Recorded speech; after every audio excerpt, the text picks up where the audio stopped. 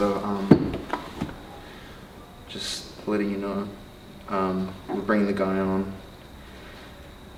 He was in an apartment earthquake and everyone died in the earthquake, so just, if he starts crying, just get those questions out, because he's actually the only survivor of the earthquake, so this is the only guy we can ask the questions. So just get those questions in. You got the script? Yeah. Sweet. You got this one.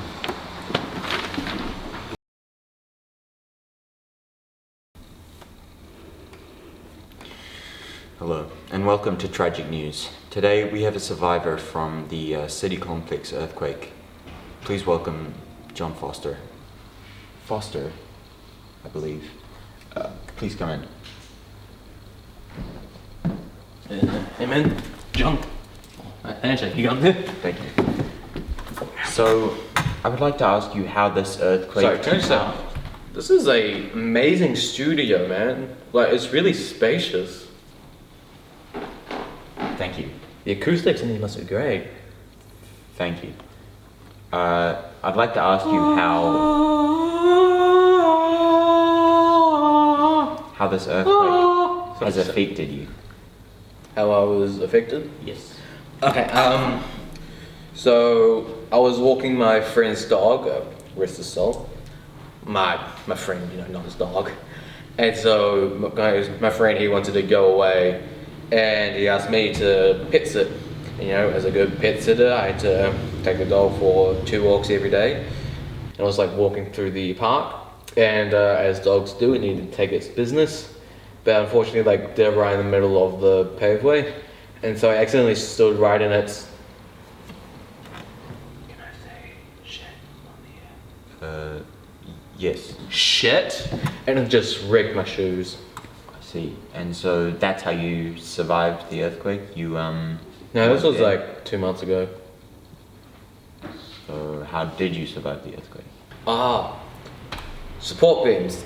I was planning on getting just a bunch of support beams to put like around and underneath the complex, because, you know, I knew that there was an earthquake coming, and so I had planned this all out. You know, I went with a bunch of architects and I sorted it all out, you know, just to save everyone. But then McDonald's had a sale on McRibs.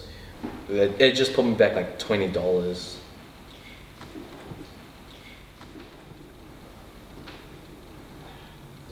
I see. How did you learn that there was going to be an earthquake? I had this crazy dream, and I was driving my car, and it was my car, but it looked nothing like my car. It was like red, it was a Ferrari, and it was made completely out of cow meat. And so I was driving it on the road, but the road was actually like Lake Taupo. And I was just like, how did I get here? And so I got to the library, you know, just the one down there, and my daughter was just lying on the steps, just like on her face. And she was completely still, apart from her big toe that was sort of just twitching. And I just knew there was an earthquake coming.